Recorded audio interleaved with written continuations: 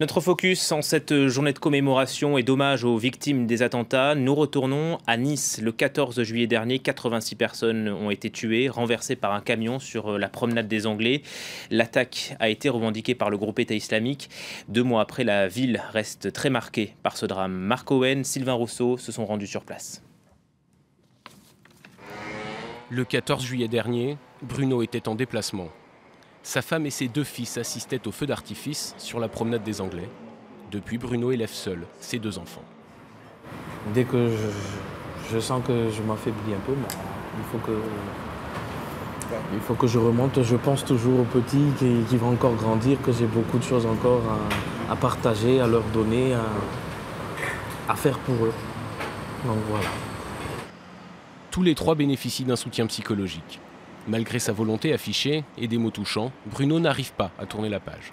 Des fois, je lui dis, bon, elle est partie en voyage, elle est sortie juste un moment, mais elle va revenir, t'en fais pas. Ça dépend des fois s'il ne veut pas manger.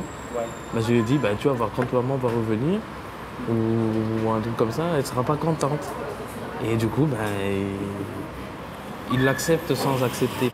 2 mois après l'attentat, Nice est encore sous le choc. Bruno n'exprime pas de colère, mais pour lui, même ensoleillé, la ville est devenue sombre. Même si je n'ai pas vécu directement avec eux, mais c'était impensable. Donc oui, la vie à Nice continue, mais différemment. La course folle du camion a fait 86 morts et 434 blessés. Les plages habituellement bondées sont aujourd'hui clairsemées. Et malgré la légèreté qu'apportent certains touristes insouciants, la ville entière est traumatisée. C'est sympa, c'est joyeux, c'est très cosmopolite, c'est une atmosphère très méditerranéenne, c'est un endroit très accueillant et même si tout le monde se souvient des attaques terroristes. On sent quand même une ambiance assez pesante, assez tendue.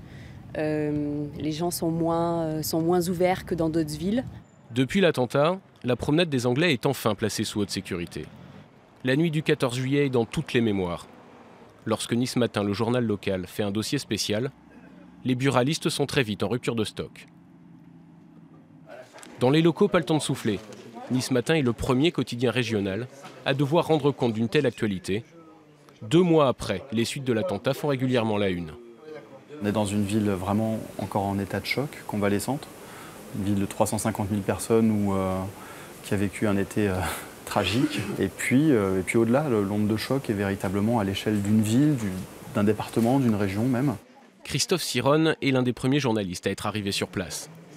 Entre émotion, inquiétude et devoir, toute la rédaction s'est mobilisée. Aujourd'hui, le quotidien est devenu un point de repère pour la population. On est un journal régional qui se doit de refléter ce qui se passe ici et de refléter ce traumatisme et aussi aujourd'hui d'accompagner les gens dans le processus de reconstruction avec des conseils, des témoignages qui peuvent aider à aller de l'avant. Le journal n'est pas la seule béquille des Niçois. Les cabinets psychiatriques ne désemplissent pas. La promenade des Anglais est à la fois l'artère principale et le symbole de la ville. Chaque habitant s'est senti visé. La maison d'accueil aux victimes a reçu les premiers cas de choc post-traumatique. Plus de 850 personnes sont venues consulter. Nous assistons à une deuxième vague. C'est-à-dire toutes les personnes qui se sont dit on n'a pas à se plaindre, on n'est pas mort, bon nous on s'en est tiré, donc qui ne pensaient pas avoir besoin de nous et qui en fin de compte ont des troubles du sommeil, ne peuvent plus ressortir, ne peuvent plus passer à certains endroits et ont besoin d'être aidés. Cette deuxième vague, ce sont les personnes comme Marion. Elle gère la salle du Balthazar. Le restaurant se situe à quelques mètres à peine de l'endroit où le camion a fini sa course.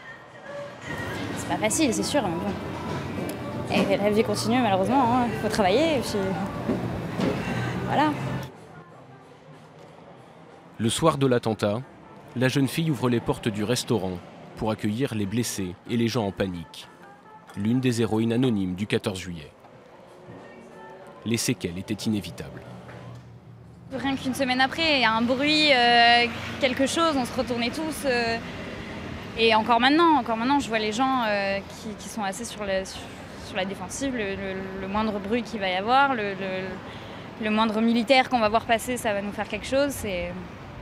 On est obligé de s'y faire et on travaille, donc on est obligé d'arriver avec le sourire et d'être normal.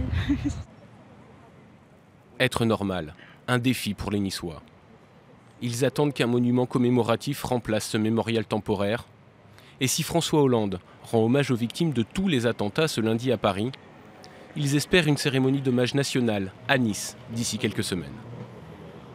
Et l'on retrouve à Nice notre invitée Amélie Boukobza. Bonjour, merci d'être avec nous. Vous êtes docteur en psychopathologie clinique, spécialiste du djihadisme, psychologue, co-directrice de l'association niçoise de déradicalisation, entre autres. Sans faire de généralité, évidemment, est-ce que vous êtes d'accord avec la tonalité de ce reportage? Est-ce que les Niçois restent traumatisés 2 mois après? Oui, oui, tout à fait. Je suis tout à fait d'accord avec tout ce qui a été dit dans ce reportage. Effectivement, là, on voit que la vie a repris son cours, que les choses continuent, hein, évidemment. Pour autant, l'ambiance générale, surtout en cette rentrée, hein, reste étrange, bizarre, sous le choc. Les discours sont toujours présents. On sent vraiment une ambiance qui est très étrange. C'est très palpable. Est-ce que vous ressentez aussi une fracture au sein de la population à Nice? Oui, clairement. Bon, à Nice et ailleurs, mais évidemment à Nice, c'est extrêmement fort du fait de cet attentat de cet été. Une vraie fracture au sein de la population française qui s'accentue, si vous voulez. Elle était déjà, on en voyait déjà les prémices, mais elle s'est vraiment accentuée. Et on voit monter des affirmations identitaires des 2 côtés, si vous voulez, en quelque sorte.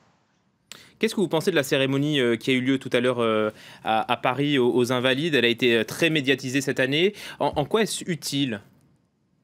C'est extrêmement important, je pense, par rapport, bon, évidemment, en premier lieu, par rapport aux familles des victimes, hein, qui est quand même ces commémorations. C'est extrêmement important de rendre hommage, de nommer ces personnes décédées et qui sont décédées au nom d'actes terribles comme il y a eu cet été, pour ne pas qu'on oublie et pour qu'on prenne vraiment la mesure aussi des événements et des événements qu'il y aura certainement encore, heureusement, dans les mois à venir. Les victimes du terrorisme ont besoin de savoir qu'il y a une bienveillance collective, dit Patrick Pelloux, c'est très juste? Tout à fait, c'est extrêmement important. Ça, si vous voulez, du processus de reconstruction, ça fait partie d'une prise en charge collective et nationale, de savoir être entouré, encadré.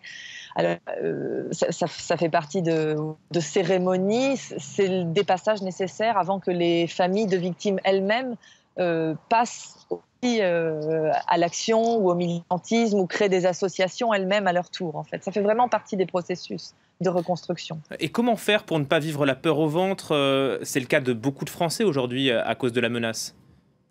C'est extrêmement compliqué, malheureusement. Je crois qu'il faut beaucoup en parler. Je crois qu'il faut comprendre le phénomène, parce que plus on comprend, plus les choses sont nommées, plus on comprend la réalité du phénomène, et moins il y a de fantasmes et moins il y a de craintes, finalement, contrairement à ce qu'on pourrait envisager. Mais plus on laisse les choses dans le flou, plus on tend à vouloir cacher les véritables ressorts du phénomène, et plus les mentalités seront inquiètes et les gens auront la peur au ventre, parce que c'est ce qu'on observe quand même, les gens ont peur, il y a un véritable climat de peur. Oui, vous dites qu'il faut en parler, les médias le font beaucoup, hein, la couverture médiatique est incessante. Est-ce que vous pensez que les médias doivent aussi se remettre en question sur ces affaires-là ?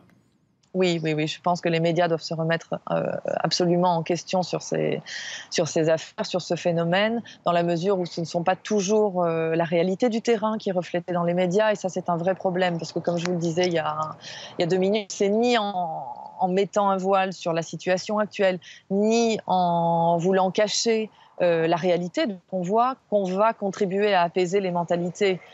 C'est pas comme ça qu'on va pouvoir faire en sorte de continuer à vivre sereinement, que les choses soient nommées, que les choses soient dites, pas dupes. Ils voient eux-mêmes, hein, en tant que professionnels, ils sont, quelle que soit leur profession aujourd'hui, je crois que vraiment dans toutes les entreprises, toutes les structures, tous les établissements, qu'il s'agisse du public ou privé, on est confronté à ce type de questions, et il faut en prendre mesure, il faut pouvoir repérer les choses. Les choses. Merci beaucoup Amélie Boukobza d'avoir été notre invitée. Je rappelle le nom de votre association à Nice, association de déradicalisation, entre autres. Merci beaucoup d'être intervenue sur France 24. On se retrouve dans 4 minutes pour le journal.